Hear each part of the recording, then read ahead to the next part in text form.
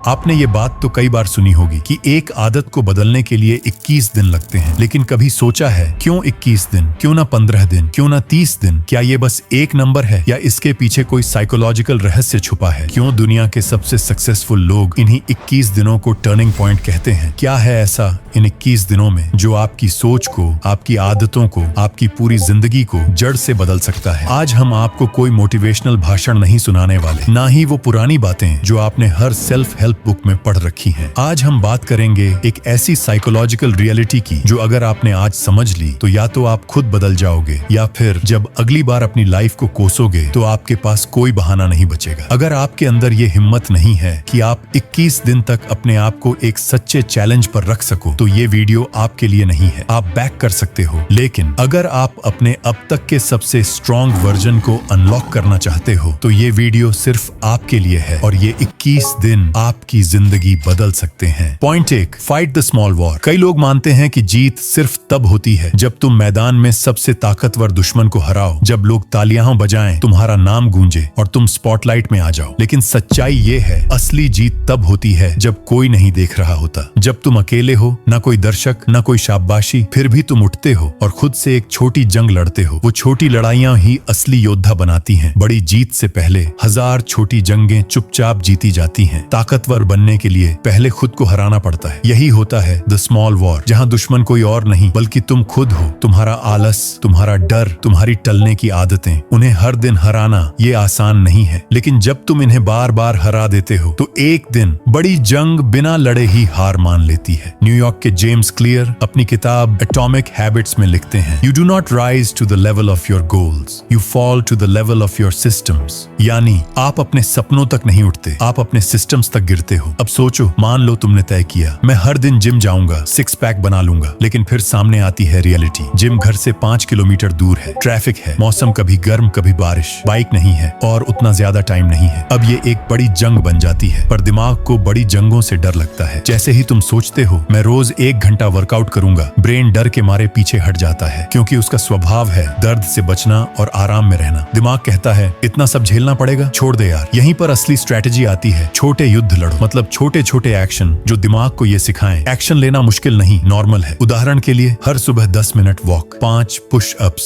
थोड़ा स्ट्रेच, पानी की बोतल साथ रखना, एक छोटा फिटनेस पॉडकास्ट सुनना। शुरुआत इतनी आसान होनी चाहिए कि दिमाग को ना कहने का मौका ही न मिले। और अब सवाल आता है, क्या ये छोटे स्टेप्स वाकई असर करते हैं? हाँ, और बहुत ज्यादा, क्योंकि ये छोटे स्टेप्स ब्रेन को एक नया मैसेज देते हैं। एक्शन लेना पेनफुल नहीं है, पावरफुल है। दिमाग अब लड़ाई से भागता नहीं, उसे वॉर मोड में लाया जा रहा है। और जब ये छोटे स्टेप्स दोहराए जाते हैं तो बनता है एक सिस्टम, एक ऐसा सिस्टम जो तुम्हें गोल तक नहीं, तुम्हें आदतों के सहारे वहां तक ले जाता है। बड़ी जीत उन्हीं को मिलती है जो छोटी लड़ाइयों से डरते नहीं, उन्हें हर दिन लड़ते हैं और हर बार जीतते हैं। पॉइंट 2, 21 दिन, एक मिशन। अब जब आपने छोटे युद्ध लड़ना शुरू कर दिया है, अब वक्त है मिशन सेट करने का। हर सुबह उठने का एक मकसद होना चाहिए, वरना दिन कैसे भी निकल जाता है बिना आइडेंटिटी के, बिना डायरेक्शन के। और यही सबसे खतरनाक बात होती है, जब इंसान चलता तो है लेकिन कहां जा रहा है उसे खुद नहीं पता। इसलिए 21 दिन के लिए एक मिशन बनाओ, सिर्फ गोल नहीं, मिशन। एक ऐसा मिशन जो सुनने में सिंपल लगे लेकिन हर दिन